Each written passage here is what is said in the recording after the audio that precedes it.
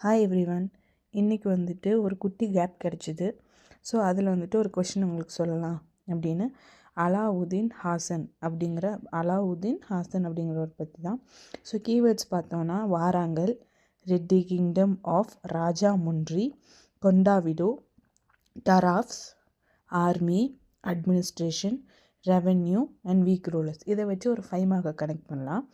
அலாவுதீன் ஹாசன் அப்படிங்கிறவர் வந்துட்டு 11 years rule பண்ணார்.